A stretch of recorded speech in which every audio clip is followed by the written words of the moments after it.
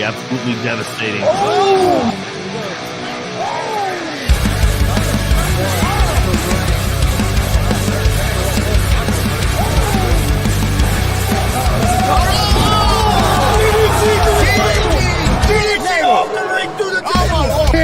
This is Joey Owens' show. They've been trying to get me on this broadcast forever, and this is the worst damn podcast I've ever been on. So you all can kiss my ass while I win this match.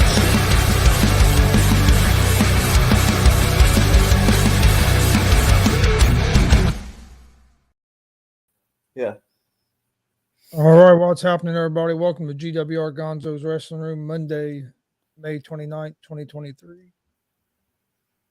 I'm Chris Gonzo'S, joined by Tony Gonzalez and Marcus Fine. How's it going, guys? Doing good. Going pretty well.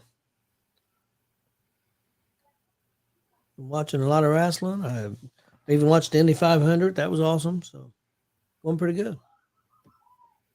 Yeah, the Indy 500 was good. It was nice being able to watch it live. I have no way to watch it later on after you already know who won. Yeah. I'll let you get started, then. Well, I think we'll start with our Kokomo. Well, Marcus, we'll let you start with you've seen the show Friday night, so we'll let you start with Friday night, and then we'll go to Kokomo. All right. I highlighted the top five matches of Friday night.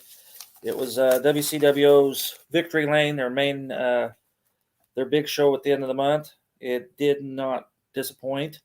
I'm saying maybe 80% capacity. Not bad for Memorial Day weekend, race weekend, carb day. So some of the matches that took place, Zay Gates defeated Jordan James to become the Gunslinger champion.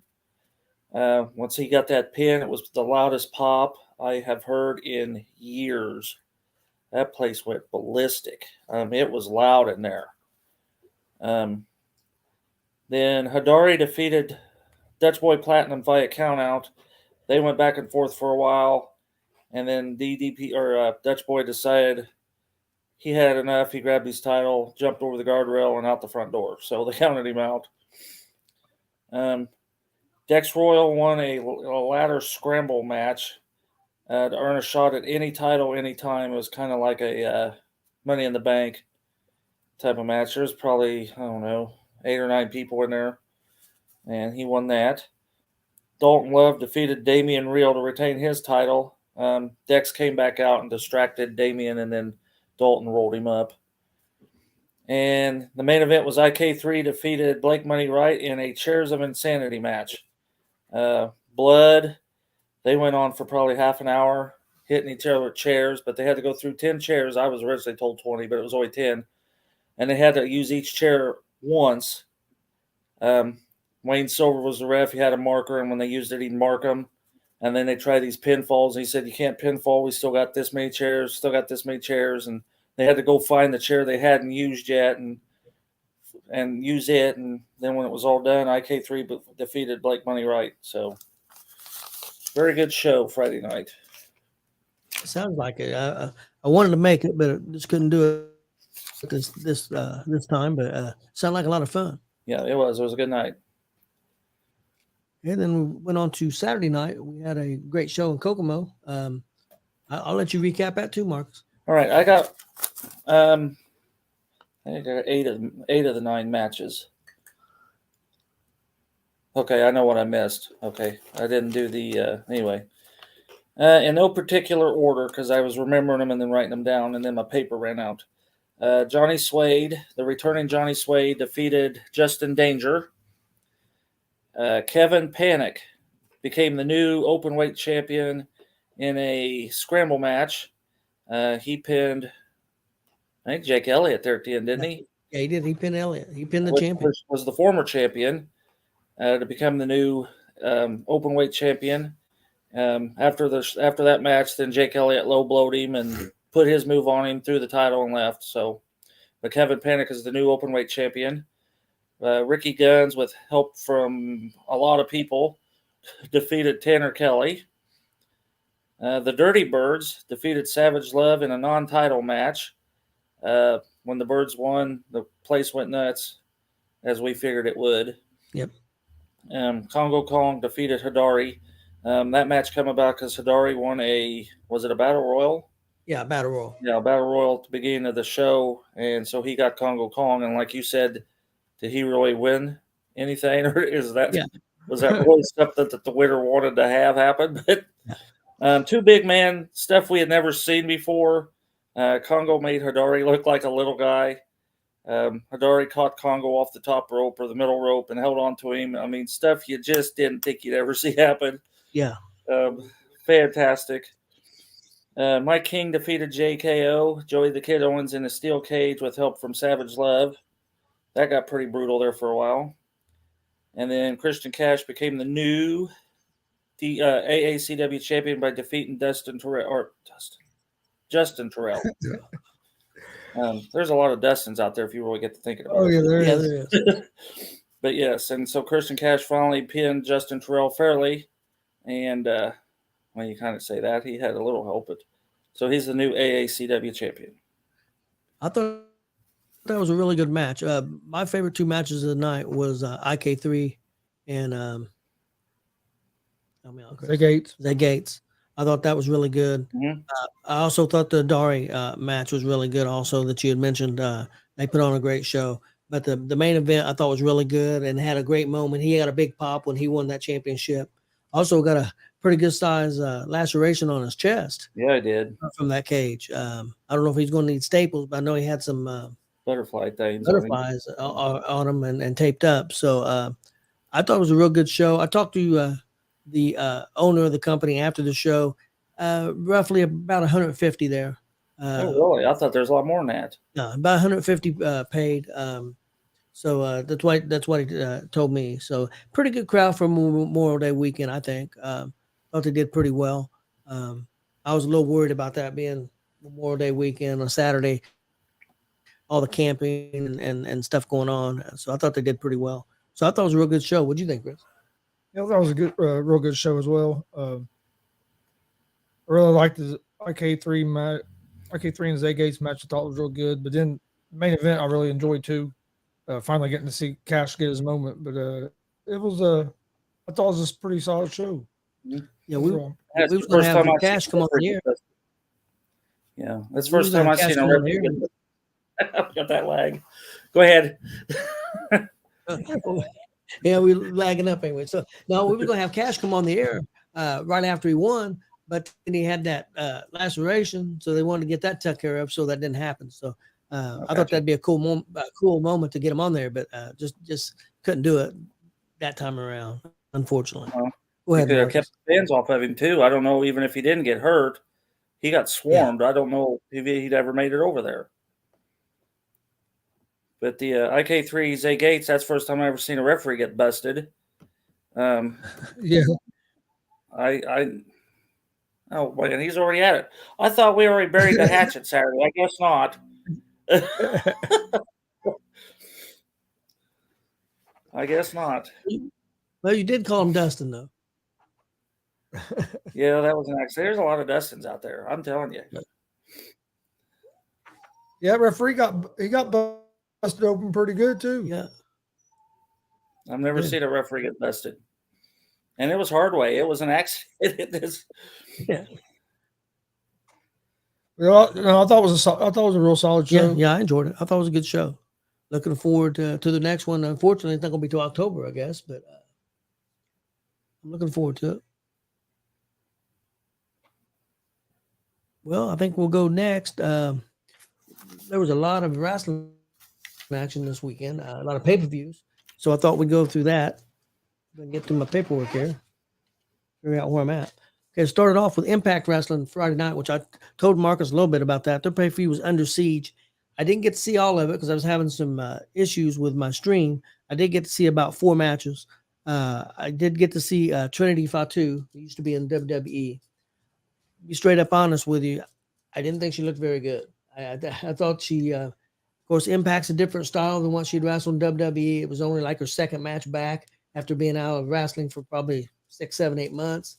I've seen her look a lot better. So maybe it's going to take some time for her to adapt to the Impact style. But I didn't think she looked real great. Did get to see Ace Austin and Chris Bay defend their titles, tag team titles against two guys that used to be in NXT UK, Mark Andrews and Flash Webster Morgan. That was a real good match. Then got to the two title matches towards the end, which I know you got to see. Donna Purrazzo against Jordan Ann Grace. I thought it was a great women's match. I thought it was really good, really strong. Purrazzo hung on to her belt. And then we got to see Steve Macklin against PCO. And one of the craziest matches I ever seen. People might want to look it up on YouTube. I can't find it yet. Okay, really? Anybody will find it? No. Yeah, it was a no disqualification match. Basically a hardcore match. But during the match, Macklin took a staple gun and stapled PCO's mouth shut with about 3 or 4 staples. Then later on, PCO got a pair of pliers and pulled out the staples. So one of the craziest things I ever seen. They pulled out cement slabs. There was a lot of stuff going on. It was pretty hardcore. Macklin was busted open pretty good. Real good match. I thought what I seen of Under Siege was pretty good, and also the reviews I've read on it of the matches I missed even was pretty strong. So Impact's been doing a pretty good job with their pay-per-views. I'm going to go in the order that I watched them. So that was the first one I watched. The next one I watched was Night of Champions. That kicked off with Seth Rollins and AJ Styles. Thought it was a great match. Thought it was real good.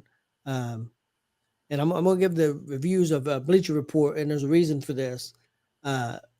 They give that match an A-, which I thought was pretty spot on for the most part. Then we had Trish Stratus against Becky Lynch. Trish Stratus won that match with help of Zoe Stark, who had just been called up from NXT here recently. I think that's a smart move. I think Zoe Stark is going to be a future star, and putting her with those two, I think, is a good idea into that. Next was Gunther against Mustafa Ali. I thought it was a real good match. I thought Ali performed really well. Gunther is the third longest intercontinental champion ever. Behind the first is the Honky Tonk Man, and I didn't realize he was second. That's Randy Macho Man Savage. I didn't realize that, but he's second. And I think Gunther's probably going to break that record. They give that match a B-. I didn't quite agree with that. I thought it was a little stronger. The Trish Stratus match, I give a C+. I thought that was about right. Next, we had Asuka against Bianca Belair. Asuka's the new Raw Women's Champion. I thought it was a real strong match. Bleacher give it a B-. I thought it deserved a little better than that myself. But next was Cody Rhodes and Brock Lesnar. I thought that was really good. I thought this match was stronger than their last match. Cody lost by submission, but he passed out. I like that story. I thought they told a real good story during that match. Bleacher Report give that a B. Next was Rhea Ripley, basically squashed Natalya. Bleacher Report didn't even give that a grade because it was such a squash.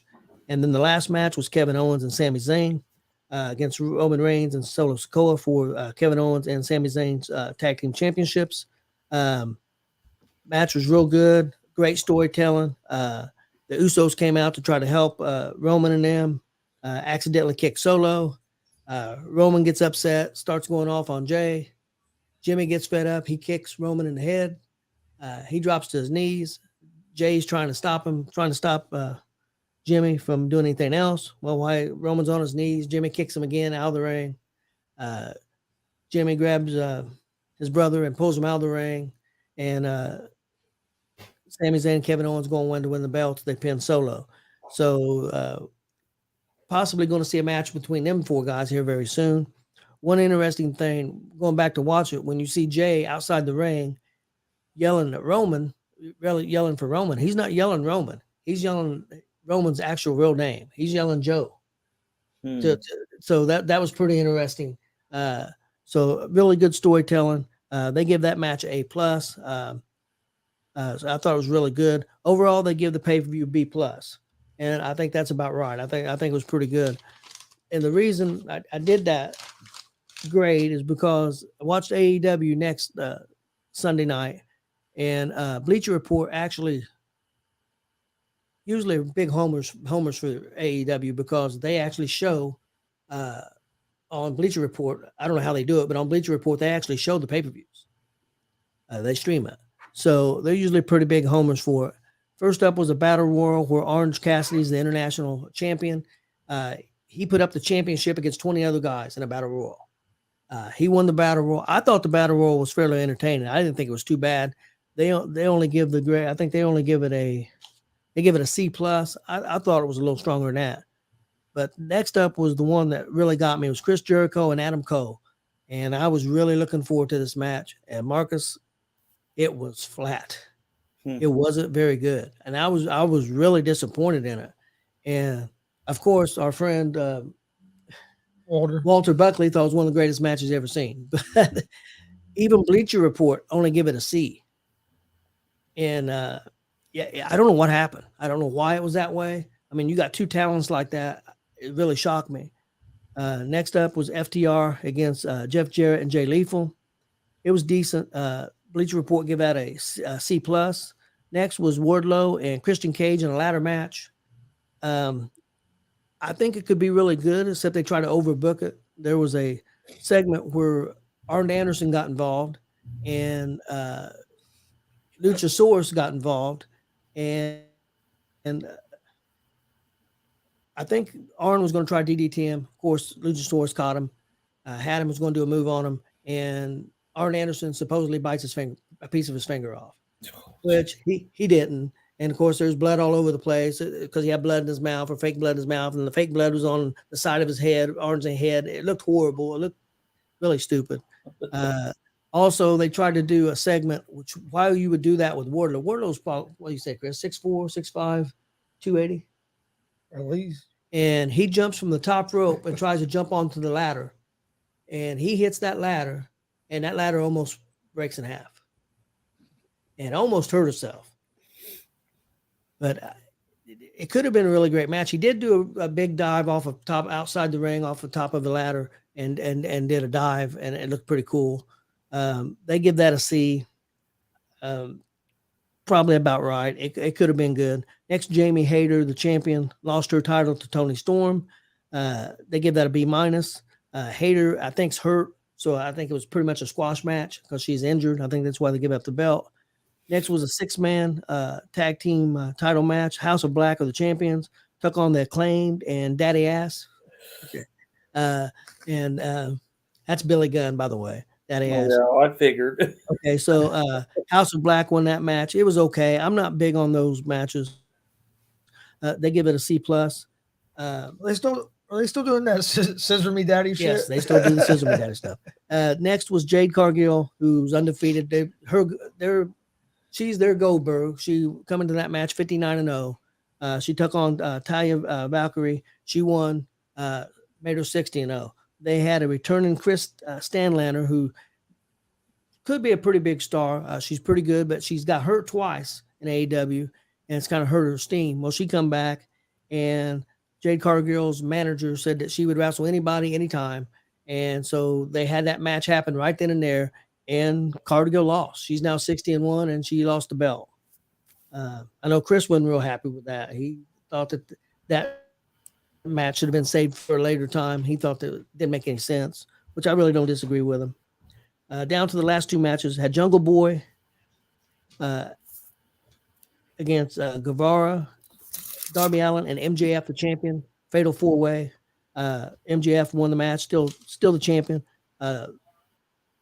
Bleacher Report loved that match, give it an A plus. I didn't think it was an A plus, but I thought it was pretty strong. I thought it was good. Just spot after spot, though. It's a spot fest. It's, you know what it is, move after move. I think we've seen at least 10 Canadian destroyers in that match. Oh, I would say probably more than 10, but yeah, maybe more. And not a lot of selling, and that's one of my biggest problems with AEW. And then when we want to talk lack of selling, let's go to the last match. The Elite, that's the Young Bucks and Moxley and Claudio Castagnoli against I said the Elite. I got it mixed. Okay, let me try that again. The Elite is the Young Bucks. Sorry about that, guys. And you're gonna have to help me out with the names, Chris, because I'm forgetting two of them. Omega, Page, and Adam Page, and they took on the Blackpool Combat Club. That's Brian Danielson. That's John Moxley, Claudio Castagnoli, and do you remember the other guy's name? Yuta. Yeah, Yuta.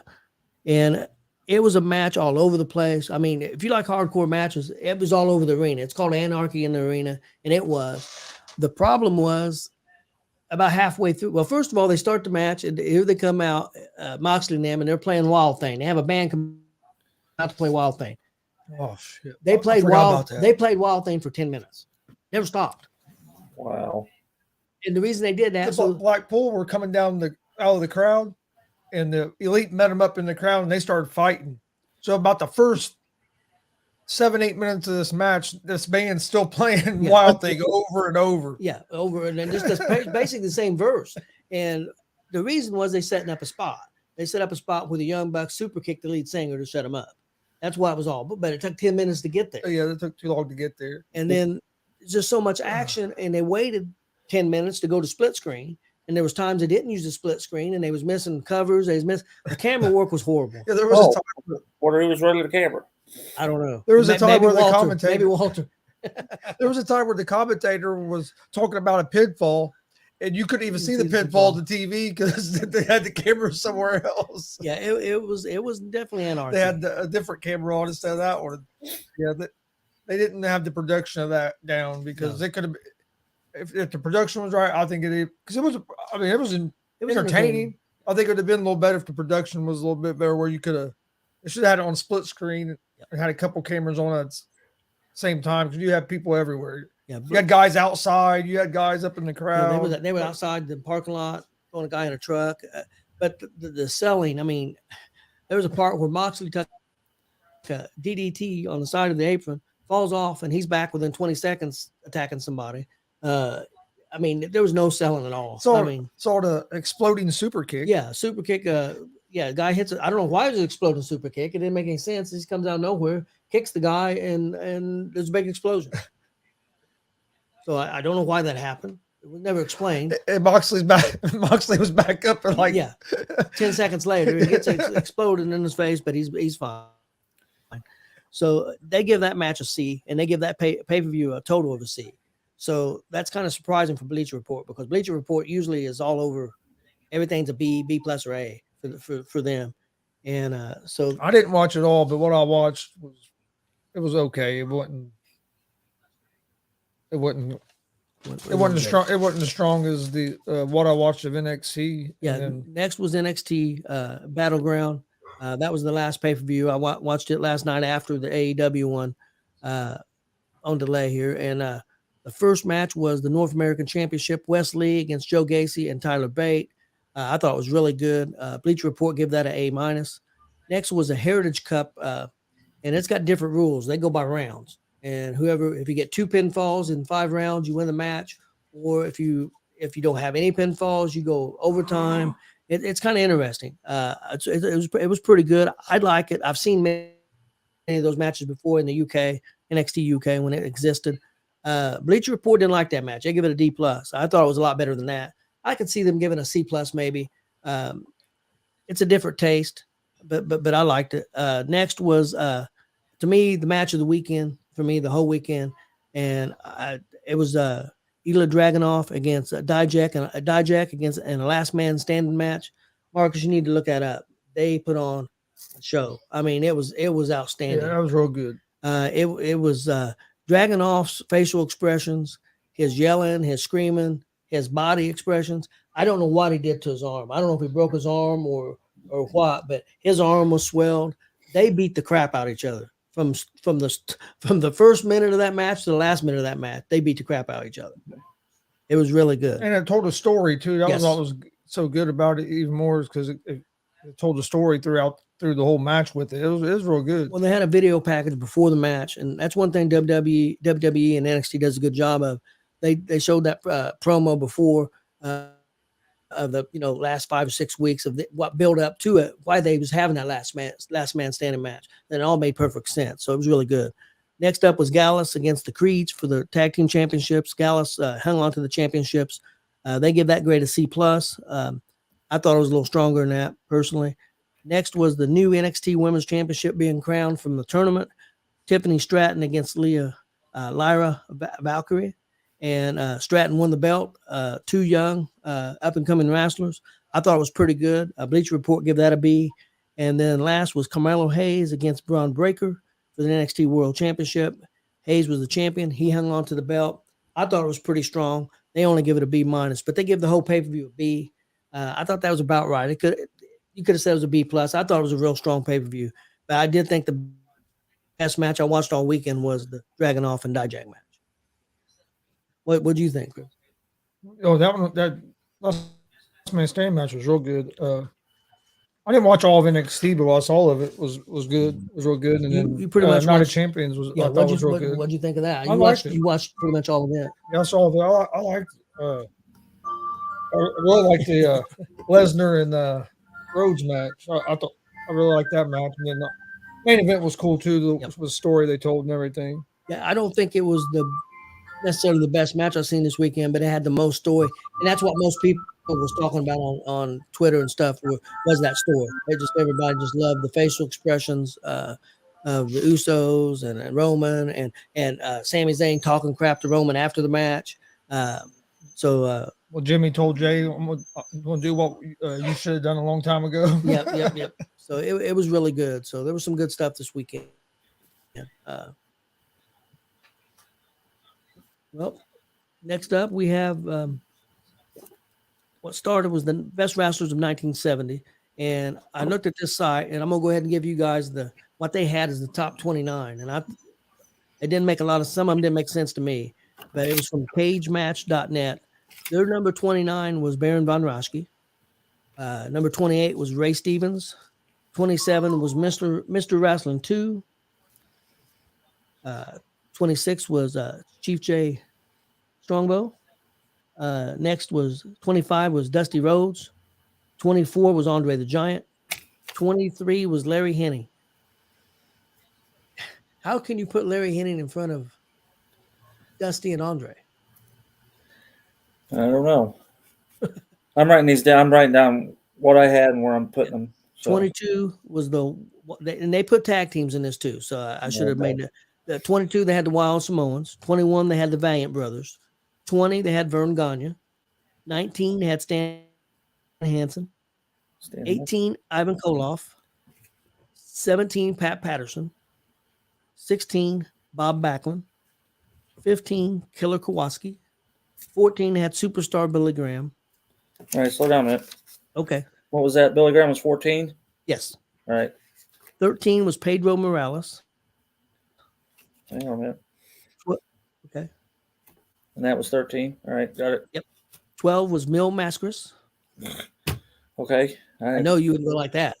11 was Billy Robinson. 10 was the original Sheik. 9, Nick Bockwinkel. 8, Ernie Ladd. 7 was Jack Briscoe. 6, Terry Funk. 5, Dory Funk. 4, Giant Baba. 3, Harley Race. 2, Antonio Inoki. Wow. And 1, Bruno Sammartino.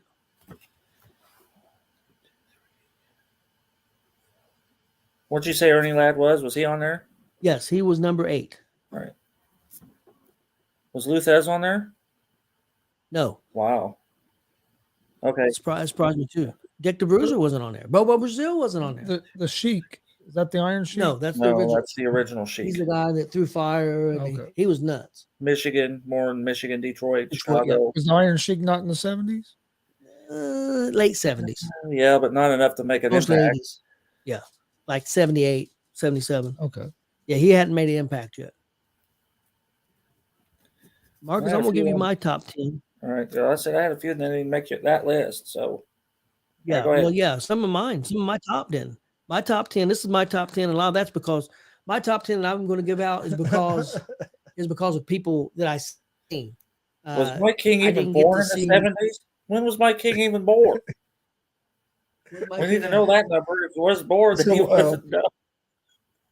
DCCW says, where did the great Mike King fall? I don't think he was born yet, Mike. I was saying. Because I'm sure I got a little age on, yes. We'll go to the 2000s. We'll put you at number one. Yeah, we'll try that. I am my number 10. I had Bobo Brazil. 9, I had Harley Race. 8, I had the Sheik. I got to see a lot of the Sheik, more than I did Bobo and Harley. So that's the reason. One of my favorites, Ernie the Big Cat Lad. I seen a lot of him in Indy with Bruiser and them. Superstar Billy Graham was my number 6. 5 was Andre. 4, it was a tag team because they had a big influence on me from early on with Bruiser and them, was the Valiant Brothers. 3 was Dusty Rhodes. 2 was Dick the Bruiser. And number 1 for me was Bruno Sammartino.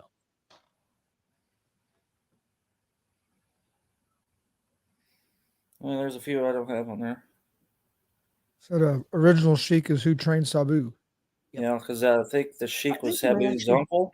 That's what. And then they said that they thought it was his Yeah. uncle, if you remember right.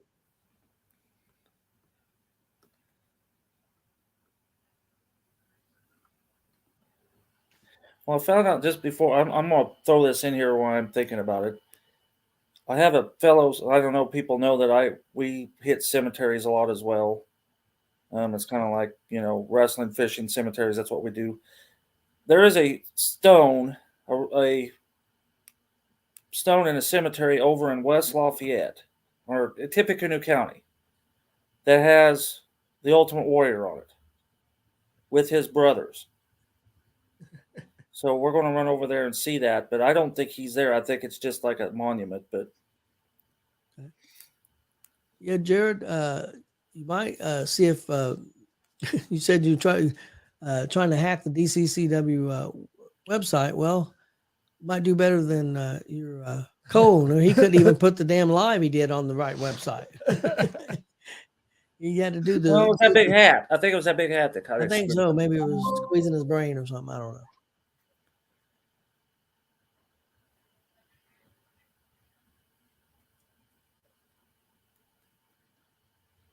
Well, Marcus, what'd you have on your list? Jared cracking up. What year were you born, Jared? We need to know. It's been a while since we've photographed gravestones, but yeah, there's supposedly an Ultimate Warrior gravestone. I mean, I've seen it. It's over in Tippecanoe County. Yeah.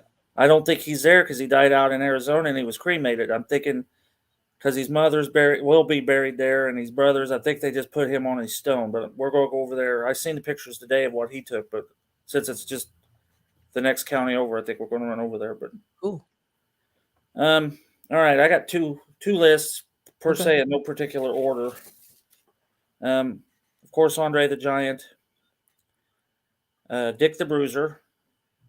I had Nick Bockwinkel and Bobo Brazil Jr. No, not Jr. Sorry, Calypso. Bobo Brazil. Period. Yep. Ox Baker, Man with the Heart Punch. Boogie Woogie Man Jimmy Valiant. He was he did a lot of tag teaming, but he also, he was also by himself there. Ivan Koloff. And then I had Bob Backlund, Harley Race, and Bruno. That's one list. And then I got to looking at some more stuff. And then I had Ray the Crippler Stevens. Yeah, that's it. It's at West Point. The guy took pictures of it. But I don't believe... I'm going to talk to the cemetery board and find out if he's actually there or if that's just like a cenotaph. Because I can't see... I mean, it makes no sense. There was no connection to West Point for anybody unless it's because his mom's going to be buried there. I don't know. So West Point's actually what the place is, that's the cemetery. It's in Tippecanoe County somewhere. But all right, I'll wait till Tony gets back. I guess he decided to get up. He had enough. Yeah, although what happened? I watched back. I watched back AACW in the commentary. I got to laughing pretty hard about some stuff. I haven't watched it back yet. Oh man. I told Kelly, I says, a certain person walked in front of us who Oh oddly, yeah, I remember that. oddly, just about everybody knows this certain person in that area, and I got to leave it at that. But even the guy that rode back with us has stories about that certain person, and she got. I'm sorry, the lady got barred from the Carver Center for crap she pulled over there at AACW show. Really? And we didn't understand since AACW, it must have been the Carver Center that barred her, but then she was allowed to come back. But anyway, I says, now we're going to watch a spot, and a comment's going to be made to someone, and then we're all going to lose it and just start laughing for like, I don't know, a minute because of what was said. And I had to explain it to her. Then I watched it back, and then I got to laughing so hard again when I might how have to watch it. quickly Leonard came back with that comment. And, Oh man, yeah, I remember. I know exactly what you're talking about. I was cracking up. I gotta watch it. yeah, I think you were down at the end, but you know the person who came up with her sons right at the very beginning. Yeah, I know who you're talking about. Okay, Well, I knew that he was comment talking was about. about her. Yeah, I knew what you was talking about when before that. Yeah, I knew.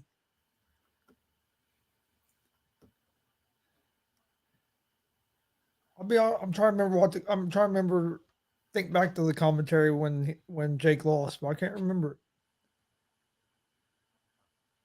Well, you know that, and that was weird about that because when I Watch watched it back, that was a 10-minute time limit on that scramble, which made no sense. A 10-minute time limit on a scramble match. Yeah. So Well, I we don't had know. another. I don't know if you noticed it, but also one of the other matches had another 12-minute time limit.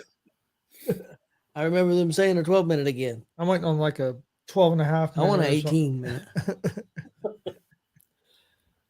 All right. Well, here's list two. If I can get through it after thinking about the comment that Leonard Wiley had made. But anyhow, I had Ray. Did I give you that one? Yeah. Ray the Crippler Stevens, Ernie Ladd, Larry Hennig, Pedro Morales. I had Billy Graham, Killer Kowalski.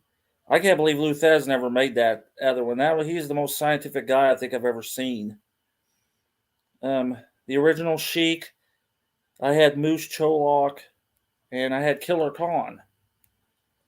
Because Killer Khan had feuds with Bruno, and he also broke Andre's leg. And Yeah, I forgot about him breaking Andre's leg. Yep, you're right. so and then I had Bobby Heenan. He was a wrestler, and he was a big time. Well, he was a good bumper.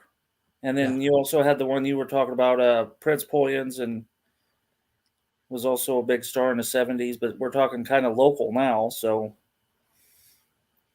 Yeah, but Bobby was I mean, he was a big star in Indy too. In Indianapolis before he ever went anywhere else. That's where he got to start. mhm. So, and he was pretty boy Bobby Heenan. He wasn't the brain. And boy, could he take a bump. Oh yeah, he could. Well, that match I went to where he took on Billy Red Cloud, that was the first time I ever seen blood live. That was the first time, and that was a chain match. Well, how did you put the champ's face into the thing? What did you do right before that? You forgot to mention what Jake did right before he put the new champ's face into the mat.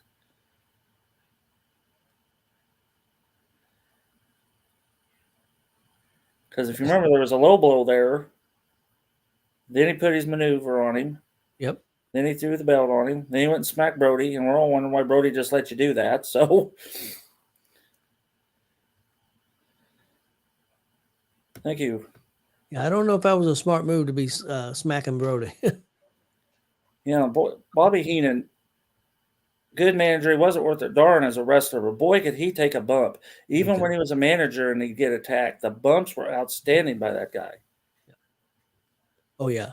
Well, then he get to a point where nobody was allowed to touch him. Yeah, his neck was so bad. Well, probably because taking all those bumps. Because if you ever notice, he'd always go over the top rope. He'd always bleed. Yep. He'd take some hard stuff that a lot of people wouldn't do. So, yeah, I wouldn't be mad. It's surprised his neck was all jacked up. Yeah.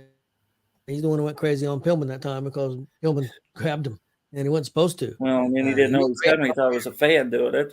Yeah, he went crazy on the live on the air on WCW. Yeah, he went nuts. I had another one on there. I was thinking another black wrestler, Sailor Art Thomas. Yep, Sailor Art was a good one. Came up worked in the bruiser area a lot, and some of them call him Seaman Thomas, which I'm glad they kind of that sound kind of hokey. So I'm glad they went to like Sailor Art Thomas, but he used to wear a sailor's hat and Yep. kind of like an earlier version of Tugboat, but with actual talent. Because Tugboat Yep. didn't really have talent until he became Tugboat. Yeah. I mean, he couldn't walk through walls or nothing. So Well, we seen him trip over a wall. That was later on. that's what I'm saying. If he didn't really become anything until he became Tugboat. But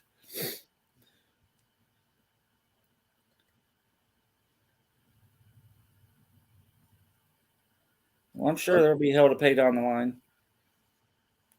I've got some questions for you guys. See what you guys think. The first ones are better. Was they better as a face or better as a heel? Jimmy Valiant. That's tough. I think heel. You think Jimmy Valiant was better as a heel? See, the thing is, I've met Jimmy Valiant numerous times, and he's always been the nicest guy you've ever met. So it's kind of hard to see him as a heel because he is fantastic in person.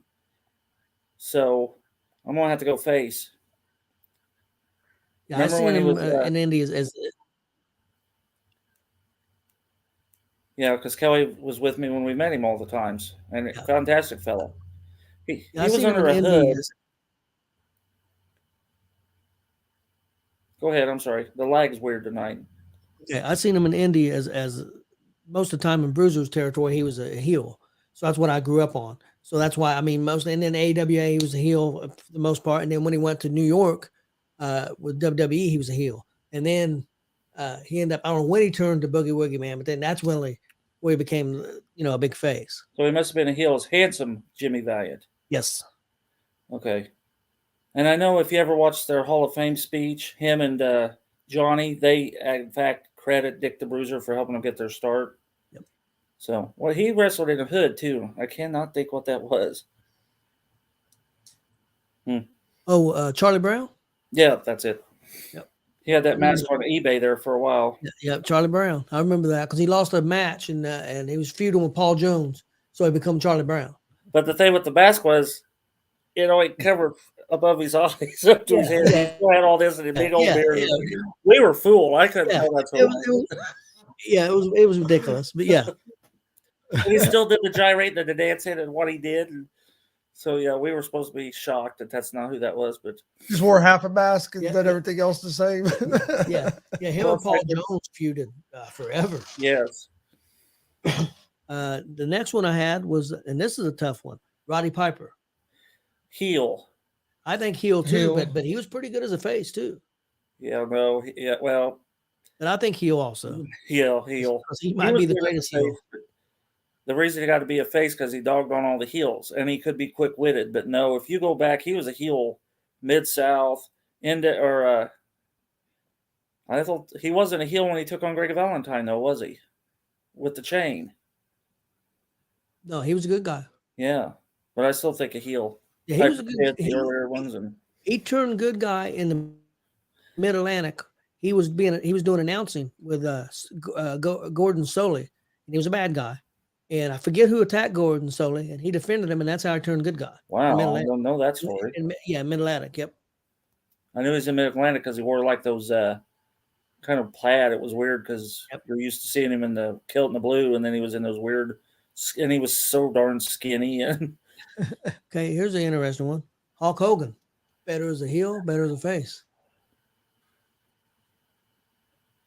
Well, I'm going to say face. That's what made him. If he was heel before, well, he was heel before, but I don't think the NWO heel would have made it if they started out that way. Okay. Hulkamania is what made him, so I'm going to have to go face. Okay. I love the NWO stuff. Don't get me wrong. That was. What'd you think? I think face, but I mean, he was. The thing is, if he don't turn heel, and they use Sting as the heel, would it have worked? No, I don't think so either. So I don't know. He was really big as a heel too. So, but he was also became the cool heel. Also, it wasn't, your normal heel either. So, but yeah, I think face. I mean, because they've tried to say if it wouldn't have been Hogan, they talked about Snooker, they talked about Superstar Billy Graham, they talked about Tony Atlas. Who could have been? Who would have Vince pushed if he didn't have Hogan? Who would have been the guy? See, it's hard to say that because we know what happened. It's hard to think of anybody else doing that. Yeah, Heel Hogan as NWO Hill, yes, was epic. Heel Hogan, when he was with Fred Blassie, he was just another big guy. He wasn't nothing spectacular. And when he took on Jerry Lawler down in Tennessee, Mid-South and stuff, he was just a guy they were feeding to Jerry Lawler to make him a big guy. So well, he was in AWA. He made that movie, the Rocky movie. Vince seen it. Vince had the vision, right there. and Vince got him up there. Yep. Hulk Hogan face, Hollywood Hogan heel. I agree. That right there is it, right there. Yeah. But once he was done being NWO heel, he really wasn't a good face when he come back. No. Because now he's an 80s wrestler trying to make it through the Attitude Era, and it just didn't quite work out like it should have. He did a lot of illegal tactics. He would rake the eyes. He would do a lot of things that some heels didn't do. Next one, Andre the Giant. Depends on the era. Depends on the era. It's tough because Hogan says Andre was so good as a heel, and if Andre wasn't that good of a heel, it wouldn't work. I agree. I mean, Andre was a good face, but WrestleMania 3 worked very well with Andre as a heel. I think I liked him better as a heel personally, but I mean, I don't know that he was more of a gimmick as a face, really. Yeah. But once he was a heel, he was actually not a very good wrestler, but he was. Yeah, he was tucking. He could bring the heat. He could bring the heat. That's what he did. Well, before as a face, he was an attraction. Yeah, that's the word I was looking for. Yeah. So I agree. I'd say heel. Yep. That's why I've seen him mostly as Randy Macho Man Savage. Oh, that guy's all around good all the way. Yeah, no. Heel. He was a better heel. I think he was a better heel. Face, but he kind of lost it. But when he healed and he went back to WCW as a heel, yes, I think heel was the way. I think heel also. Yeah. Here's something I thought was interesting. Better in WCW, in WCW, or better in WWE. First wrestler, Kevin Nash. No, Kevin Nash didn't make it. Well, if you're talking pre-Diesel, Kevin Nash was nobody. Well, but remember when he's in WCW, before that, he was nothing. That's what I'm saying. That's what when I call him pre-Diesel, that's what I mean. But then he became Diesel, but then he goes to WCW and he's Kevin Nash. Where was he bigger? Kevin Nash. Where was he bigger? Ooh. Was he bigger in WCW? Was he bigger than bigger in the hell the microphone do to you? I chopped it. That pissed me off. NWO. I think Kevin Nash was better as a heel in the NWO. Because if you even look back at when he was the champion, those WrestleMania 11, 12, they weren't that good, and he was the champ at the time. So another one, Scott Hall, better in WCW, or to me he was better. I would say Nash in WCW, but I'd say Hall as Razor Ramon. See, now that's in WWE. Nash was very good as Razor Ramon, and Nash was very good as the bad guy. It all depends. He was good in both. He was good in both, but I think, I liked him better personally in WWE or WWF. Okay, this is interesting. I think it's got to be WWE, but he was big in WCW. Hogan. Hogan made WWE. If it wasn't for Hogan in the WWF, the world of wrestling wouldn't be the way it is today. And I know people hate Hogan, but that's almost fact. If it wasn't for that, we wouldn't be where we are today. I know this one wouldn't be WWE as well. I wouldn't say we wouldn't be big. It just would be a whole different way of doing things. This one, I think, we're going to think it's cut and dry, but I don't think it's quite as cut and dry as some people may think.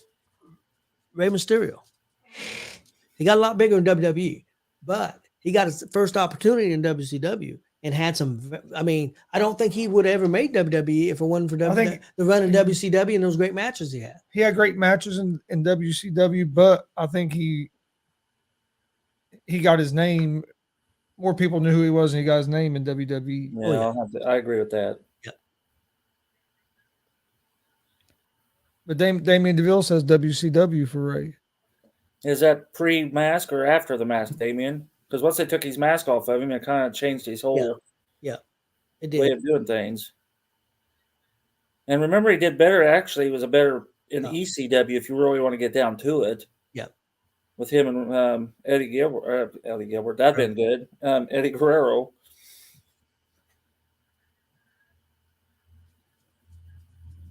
Aftermath was trash. Yeah, you're right. This is my last one for the better in WCW or WWE. The Giant or the Big Show. Big Show wasn't worth a damn in WCW, I don't think. I think he could have been. I think they used him wrong. So I They think pushed he's him better too than- hard. I mean, he won the world title off Ric Flair, the greatest wrestler of all time, in his very first match. So, Yep. And I hear he was cocky as hell. And no, WWE. Okay.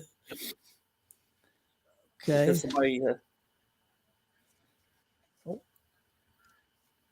Okay, my next question is who was better overall? This is taking everything into consideration.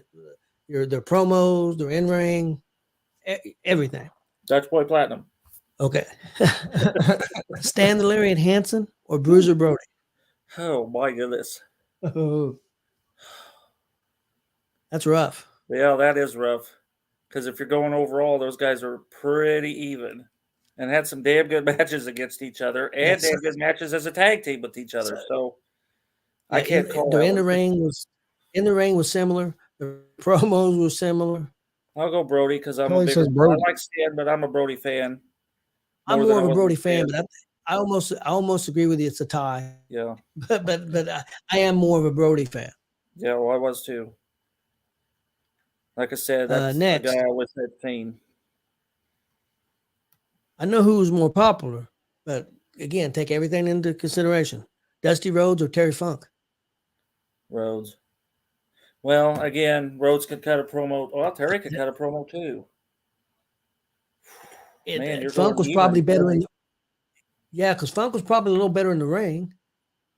Funk did a lot more And weird he- crap in his promos. So, I mean, you remember the oil? You remember where he poured the oil on his head? Yeah. It was like when he's getting ready to take on Jerry Lawler in like the empty arena match. He's pouring all that like motor oil on his head, and he's sitting there going, because now it's in his eyes. It's like it was the dumbest move I'd ever seen. But he just kept talking. That shit's dripping in his mouth, and Yeah. That's I a have to real go tough Terry one too. Funk. So, Dusty, It's hard for me because Dusty's about my favorite, but overall, if you take everything, but both of them had such great wrestling minds too. It's really tough. My next one was Pat Patterson and Ray Stevens.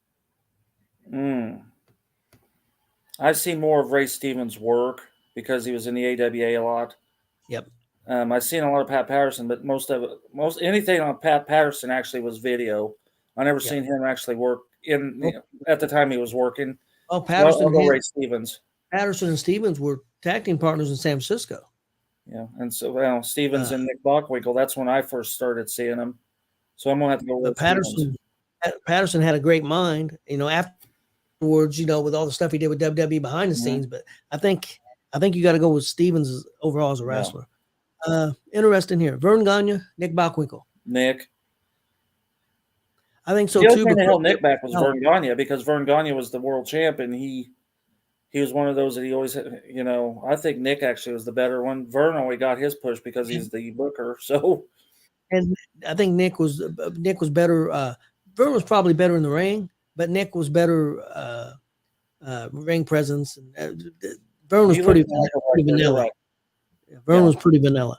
Nick had that all around look to him to start with. Pretty boy, clean cut. Vern looked like an old man. Even when he was younger, he looked like an old man. So this one's going to seem cut and dry, but Superstar Billy Graham, Bob Backlund. Backlund was a really great wrestler. Vanilla as hell. Okay, I'll tell you why. Superstar Billy Graham, because Bob Backlund couldn't cut a promo. That's why they put him with Arnold Skolin. I think I go with Graham overall total because of his and like I said, he was so far ahead of his time, and wrestlers emulated him. Wrestlers didn't emulate Bob Backlund. I kind of agree with that, Damien. Vern was a little more believable. But Yeah. again, I didn't see a lot of Vern stuff. Because the time I come in, he was already kind of winding down, and Nick was the champ, and he had Bobby Heenan with him. And Well, Vern was a great wrestler, but he was just so vanilla to me.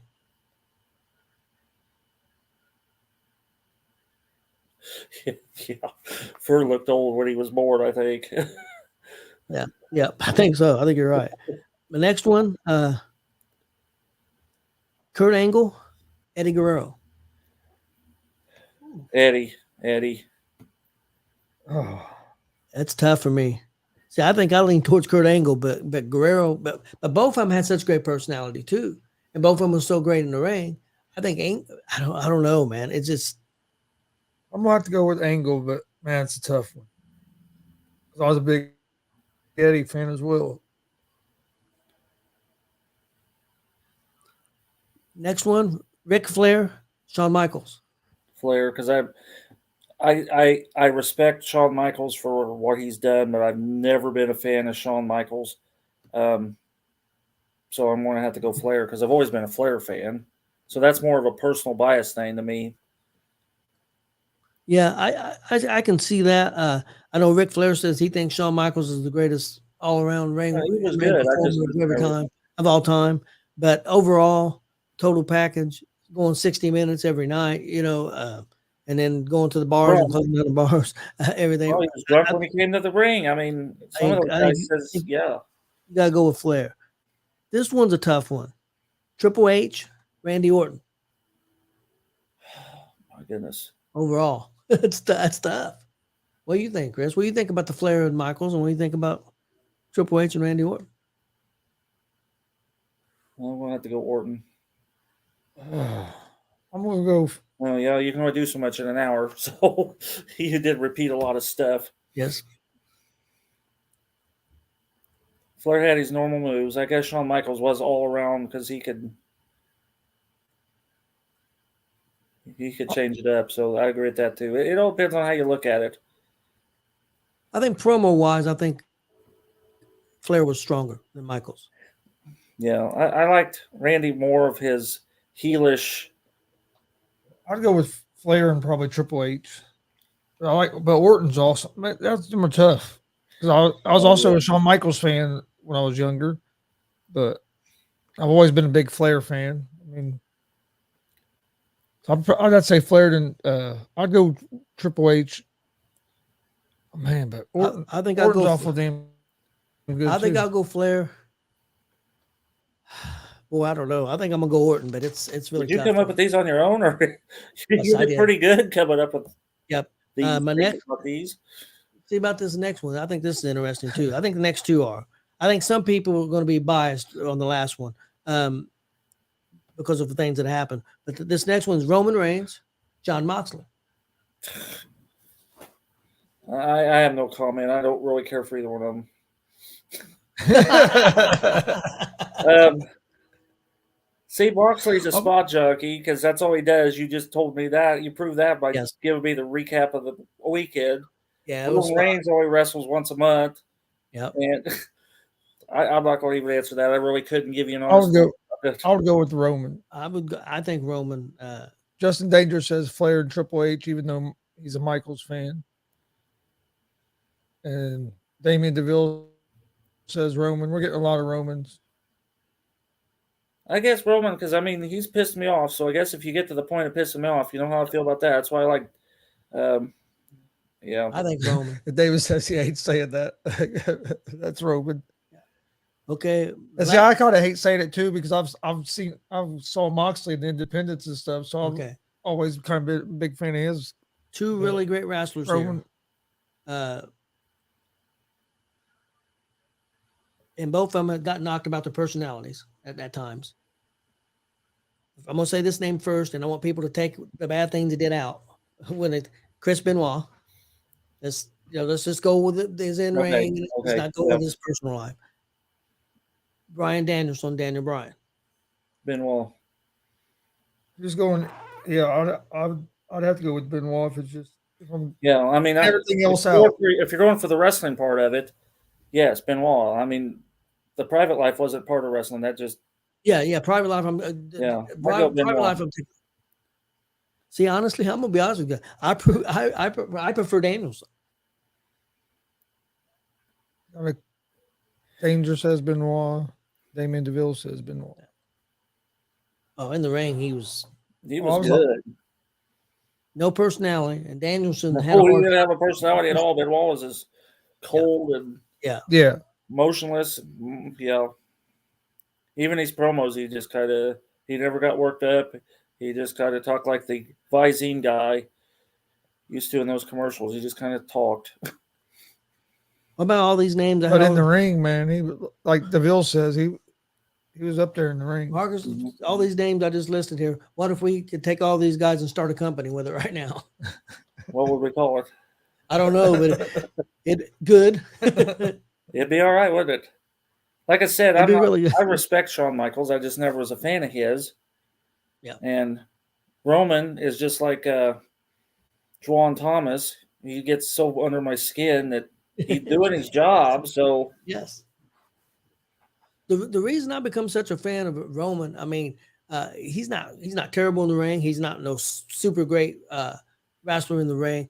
His facial expressions, his talking crap during the match, he's doing stuff that and I mean, it just it gets me. I mean, that's what's getting me. It's his emotions is what's getting me. Same thing with the Usos right now. It's not their in-ring work. I mean, they're good in the ring. Don't get me wrong, but it's their emotions and their acting is what's getting me right now. I guess I could make a smart ass comment and say Roman's kind of like Justin Terrell. He can't do anything on his own, and he's got to have a half a dozen people. Now helping him out. we're not going to talk about how Terrell got his title. Well, you kind of got to go that way, Roman, because how did Yep. he keep his title? Because the same way that Justin. See, I don't know why I'm calling him Dustin. He really will kick my ass the next time. Dustin Terrell. We got a new wrestler in AECW.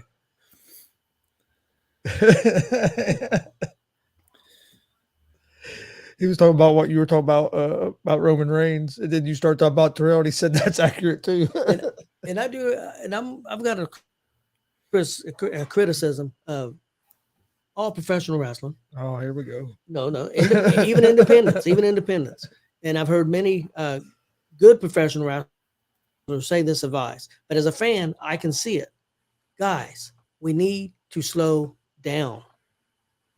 Trying to move too fast and just doing the move, boom, boom, boom, boom, or even your promos, boom, boom.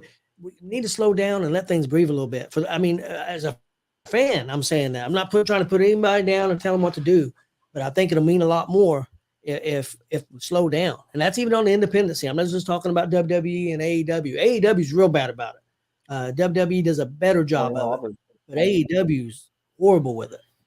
Let things breathe a little bit. Did you listen to any of Congo's seminar? He was talking about slowing down. I was listening to some of that. It was very good. I like that, and the fact that he said, use deodorant.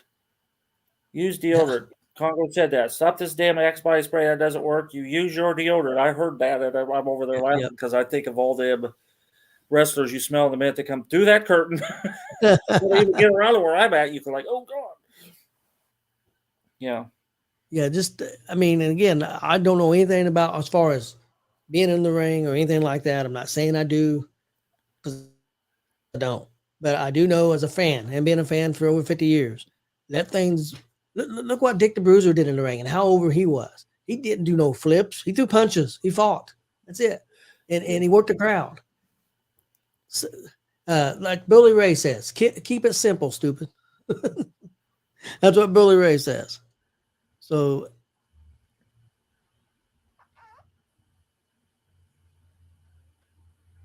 You did coming up with those names. Yeah, you did. Yeah, I thought it did. It was pretty tough. Yeah. I thought some of them were pretty tough. Yeah, well, you're right. They should have a check-in that if we can smell you, you need to go take care of it before you're allowed admission into the doors. Yep. Especially, and I'm not knocking Kentucky. My goodness sakes. We was down at one of those promotions. In fact, the one Johnny Swade invited us to, and we're about to pass out. It was bad. I'm not. Somebody works with my wife went and seen a promotion. I'm not going to say the promotion. I'm going to say what town it is. And they asked him how the show was, and okay, but nobody had no teeth. that's what the person's told my wife. Nobody had any teeth. So the show was okay, but You ever notice a lot of those old, especially the older ones, when they're heckling the crowd, they will bring up teeth numbers. oh yeah. Oh, I yeah. see you lost another tooth. That's the last time I see you. I mean, I remember a guy saying that. He's like, you're down to 3. I see. It's like, I've got some ideas for topics for next week. See what you guys think. I've got the best promos of all time, and then us make our own list of our favorite promos, maybe top 5, top 10, and then also that's gonna be work. come up with our favorite tag team matches that we liked. Maybe 5 or 10, whatever. Me and Marcus, we're not real good with numbers. We might come up with 15 or 20. So Yeah, because you say best 5, and I'll have probably 5 pages by next week once I get to going through it. favorite promos of all time and favorite tag team matches. Matches.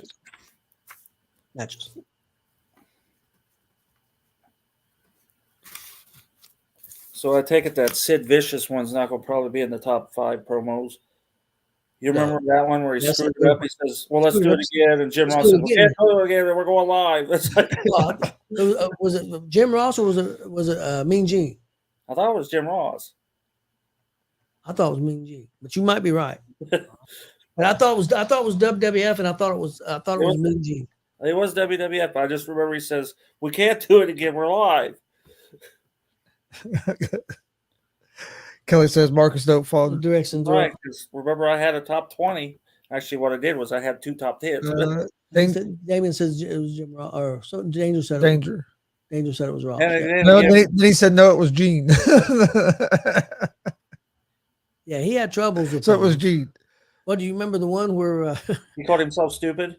You remember the one where Booker T calls Hulk Hogan the N-word? Yes, and then caught himself. Yeah, caught himself, Sherry Martel, she just comes unglued laughing. She's in the background. She just loses it, and so does his brother. Okay, they both lose it. Like, what are you doing? I just know Sid Vicious was the one that screwed it up, and then Sid Vicious come out there and botched his thing, and Steiner Mouth was good. Yeah, Steiner Mouth. What about this ain't a promo, but what about when Sid Vicious broke his leg? That was in Indianapolis. Was it Indianapolis? It was in Indianapolis. It was only like the second day that the Casico or whatever you call that, Baker's Live. What do you call that down there now? Gamebridge? Gamebridge. I think it's Gamebridge now. The second night that place was open, and it was in the pay-per-view Sin when he snapped it. Yeah, that was changes names every few years. Yeah. Yeah, that was pretty. Nash blew his leg out on WWE TV that time. Vince blew out both his quads, jumping in the ring. Walking like a dumbass to the ring at the Royal Rumble. Yeah. So everybody's wondering why he sat down and stayed seated. That's right. A lot of stuff has happened in Indianapolis. Yeah, because Hogan lost his title in Indianapolis. Kurt Angle lost his title in Indianapolis. Taz won the title in Indianapolis. Yeah, yep. And then, of course, you had the entire Shields beginning, breakup, end. That all happened in Indy. And that's true. And there's more. I'm sure Justin can give me some more, but that's the ones I know of. Buried Alive. Yeah, Buried Alive was the first one. First one. Yeah, that whole pay-per-view was okay. I mean, it wasn't in your house, so it wasn't like anything spectacular. It was all right, but you remember when they threw the New Age Outlaws threw Terry Funk and Mick Foley into those dumpsters? Well, actually, they jumped in the dumpsters and they threw him off the stage. That was in Indianapolis. I was looking at something. I think I was looking up some stuff that I thought. I didn't realize that was in Indy, but yeah, I remember that. I was looking at greatest cage matches of all time, and they didn't have that Foley match on there. Well, that's a Hell in a Cell. Hell in a Cell. But it's still a cage match. It's a technical. And if Mike King's on here, he's probably going to say that Saturday one probably overshadowed all of them. Well, true. I'll tell you, I've seen And it. also that Hell in a Cell with Taker and Edge was in Indianapolis. Yep. SummerSlam. That Yeah, was that's real true. good. Yeah. And you remember the famous "We got to watch how we cuss" at the DX, and you can't say beep beep beep beep. Yep, and they're yep. That was in Indianapolis. That's true. Yeah. Oh, that was, I would love that where they started the show off with that. Yep. And that's the day, and that one right there, Damien, was the day that the Winged Eagle belt was debuted too. Was in Indy. Damien was at that's Raw at Ball State. We was at those Raws at Ball State. Was that in Indy? I thought that was Evansville or somewhere. Might have been in Indy. And I know they had Shawn Michaels and not Razor Ramon. Yeah, and Andre beat Hogan. That was Indy, yeah. Yeah, well, this one was Shawn Michaels and Diesel defeated the Head Shrinkers for the tag titles the night before the pay-per-view, and they didn't even announce it. They just told them the next night on, and that was in Indy. Yeah, I was at the first Buried Alive.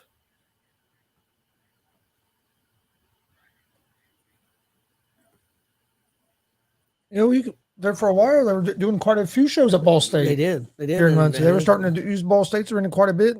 They did a couple of the Raws, but then they done some house shows and stuff. House shows, yeah. We went to the house shows. But they haven't been there for a while. It's been a long time. Seen Big Show and Undertaker in the cage. Ooh, wow. In the house show. That's one thing they always did. They always. Oh, okay. That was at Ball State. I remember that now. I forgot that it was at Ball State. Well, they did one on Raw in Indy, too, because we was there that night, where they jumped in and all those packing peanuts flew up and they tied it down and threw it off the stage. So they may have done another one because they were at Ball State the next night, if I remember right. I can't remember. Cutting out for some reason. Now we got me questioning. Yeah, I think it's our. There it goes. That was our internet. Really? Well, I'm not sure now because now he's froze. I froze up? Well, I think now you're good. I think it was us and you both. I think it may have been us, but I'm not sure.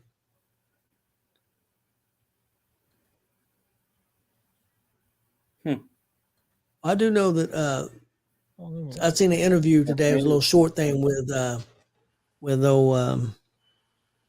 guy from the New Age Outlaws. Billy? Not Billy Gunn, but the other one. Road Dogg. He said if his favorite moment was WrestleMania and the match they did at WrestleMania. They did one at WrestleMania, and he said that was his favorite. Yeah, and then you know how they said it. Said, well, you didn't win the next night because you threw. We're having internet issues. Yep. For some reason. No, you froze up that time. That's up there too.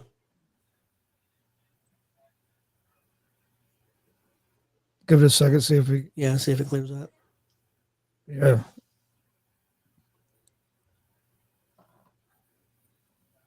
Well, hopefully people still are hearing us out there.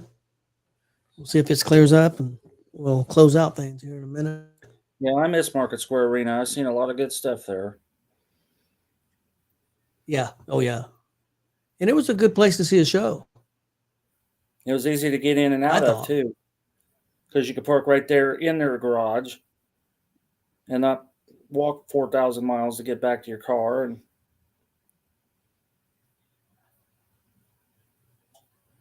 how old were you then, Damien?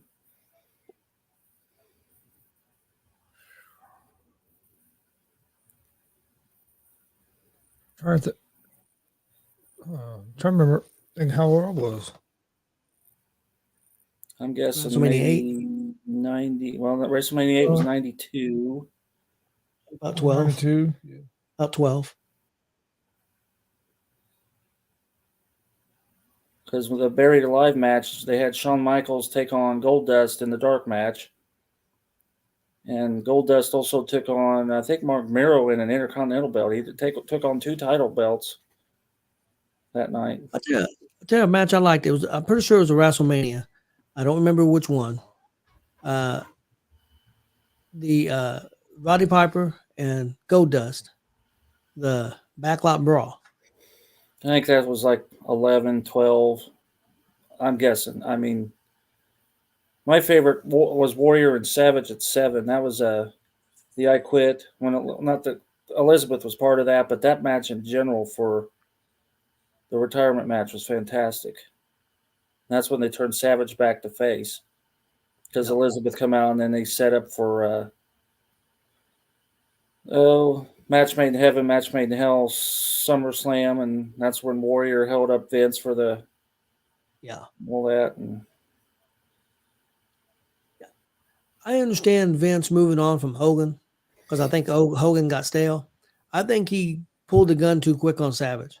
I think Savage could still work. I think Savage was still real good in the ring. I think he pulled the switch on to let Savage go too quick. That's just my opinion. Something else to think about tonight. 10 o'clock on Vice. They start the new Dark Side of the Rings. At 10? 10 o'clock on Vice Channel tonight. We got a friend that does shows with Chris on. He's going to Raw tonight. Frankie, he's going to be at Monday Night Raw Live. So. Where's it at? New York. I think Albany. Yep, Albany, New York. I'm pretty sure.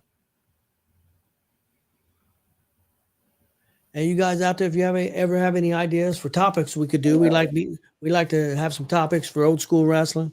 Or any of these wrestlers want re-interviewed. Any of you guys want to get interviewed? Hey, we would love to interview you guys. And speaking of Frankie, he just sent us a picture from there. From Raw. Yep. They're taping the main event right now. They're taping the main event. Yeah, they have a show. They have a show that shows on Hulu called Main Event. Oh, I got you. Yep. Yeah, he has not a bad seat. No, pretty good seats. Say Damien DeVille hasn't been on for a while. Yeah, I'd get Damien back on. Yeah, well, anytime. I'll get with you, Damien. And talking with Luke Lovelace, he said he would. Somebody said on here, Marcus, the Dark Side's tomorrow night. Maybe it is. What is today? Monday? It is Tuesday. I'm sorry. Since we had Memorial Day, I'm all screwed up. It is tomorrow. Thank you, whoever said that. Marcus like me. I'm not the only one that gets a day ahead sometimes. Well, let's throw me off because we were down to our kids' house all day. Okay. Yeah, 10 p.m. Tuesday. I have it written right there. I just don't have the right date. Hey, you pissed off Damien. You mentioned Lovelace. Yeah, yeah. I'll say that show Saturday was spot on. I mean, that was fantastic stuff. Friday was fantastic. How about old school no rules matches like Rhodes versus Graham in the Texas Death Match? That was awesome, man. Yeah, and Pat Patterson and Sergeant Slaughter. That was fantastic. Boot camp match. Yeah, we could do something like that at some time, definitely. Anything Bruiser Brody was in, and Abdul the Butcher because he was like Dusty Rhodes. He bleed.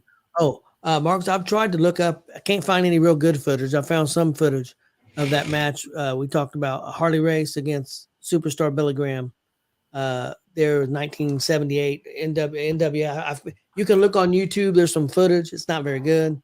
And the match was an hour match, but there's no hour tape of it.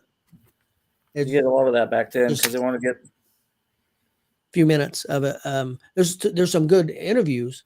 There's one I think you would really like where they're kind of they're interviewing both of them at the same time, and Graham is talking about Harley Race, and he puts up both arms, and he said, "Look," he said, "I don't have to have pumped up baloney." He said, "I'm a real man." That's what Harley Race told Graham. I loved it.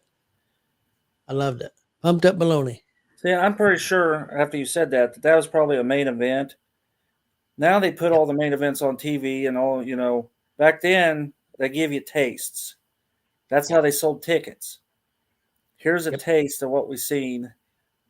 you want to see the rematch, and then people pay the big money to see the rematch. Yeah, I think Graham and Rhodes was 76, but what I was, yeah, definitely. But I think it was, I'm pretty sure I said it was 78 when they had the NWA Super Bowl of Wrestling, and it was at the Citrus Bowl in Florida, and they had Superstar Billy Graham, who was the WWF champion, against the NWA champion, Harley Race, belt for belt. And ended up being a 60-minute draw. Of course, nobody's going to win. Yeah. But I've been looking for footage. Like I said, I can find minutes, see a lot of interviews, a lot of press conferences. All of it was pretty interesting. All of it was good, but I want to see the match. But I don't think it's going to happen. You're not going to see the match. No.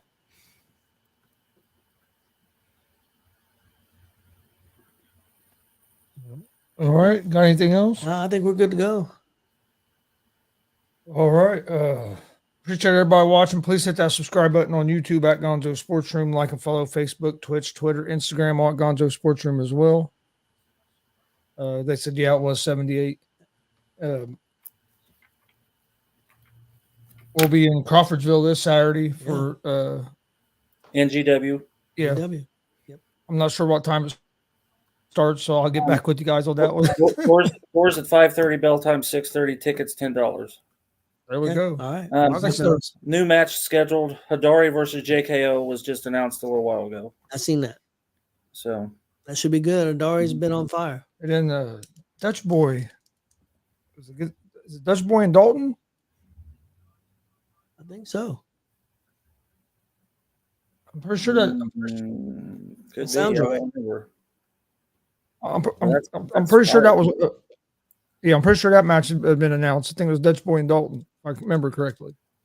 I know Dutch Boy had a good opponent, because I remember saying that right there is worth going to watch the show. Everything I've seen looked good. Yeah. Kate Parrish is taking on DJ the Disaster. Yep. And I don't know who Jason Levi is taking on. I don't think I've seen who he's taking on yet. No, I haven't either. See, now you ask, I can't remember. Here, I can look it up, I guess. Let me get my phone back up. Because this card's solid.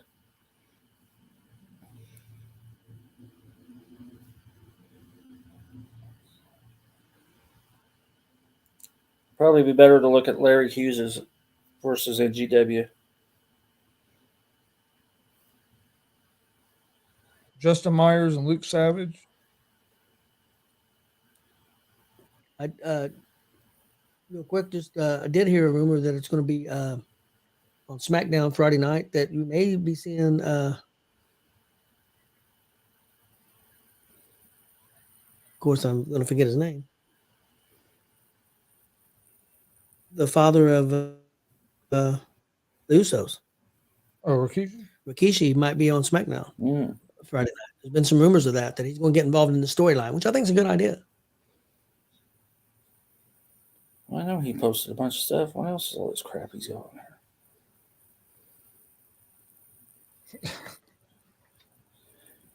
there? There it is. Justin Myers and Luke. You said that. That'll be a good match too. DJ versus Prestigious Worldwide, which is Jesse Winchester and Buck Sexton's taking on Zay Gates and Excalibur. Non-title match. That'll be good.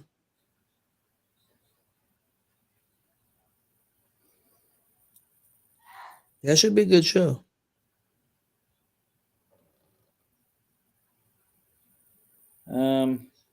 Ace Anderson takes on TK0 in a non-title match for the Hoosier champion. No, you didn't. Shut up. No, shut up. My Alexa just comes on, makes random statements. Yeah, it is Dutch Boy and Dalton. Okay. Yeah, there it is. Yep. Okay. Yep. I was going to say, I thought it was them too, but I couldn't remember for sure. And if anybody wants to see Jeremy Hackley as a face, he's taking on the Russian Saturday. Well, I told Stevie about that one. Yep. And I think that's the card right there. I hadn't seen if Jason Levi's even going to be there. Because I haven't seen anything unless they hadn't announced that yet. Jason Levi, he's been giving him Tons of good opponents in Crawfordsville.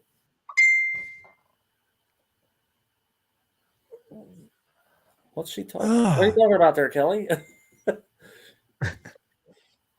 When you were telling the Alexa to shut up, she said, "See, that's how he talks to me." Gotcha. It is that they just randomly just start saying shit. It's like, shut up. I thought he was talking to Kelly. I was waiting for a cane to come flying in and him get knocked out. That's what I thought. That cane's out of the car, but she's got one right here beside us. So, there's a cane over there on the wall. Well, guys, I'm gonna go watch Yep. Raw. But yeah, thanks for watching. Please hit that subscribe button on YouTube at GonzoSportsRoom. We'll be back on Monday with another episode of G.W.R. And like I said, we'll be live Saturday 6:30 p.m. from Crawfordsville for NGW. But I hope everybody has a great night, and we'll see you guys next time.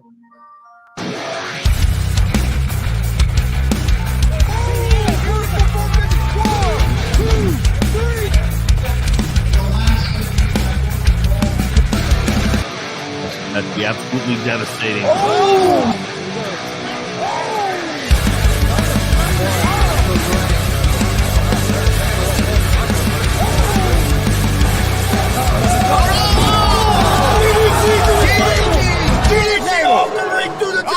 Here, this is Joey Owens' show. They've been trying to get me on this broadcast forever, and this is the worst damn broadcast I've ever been on. So you all can kiss my ass while I win this match.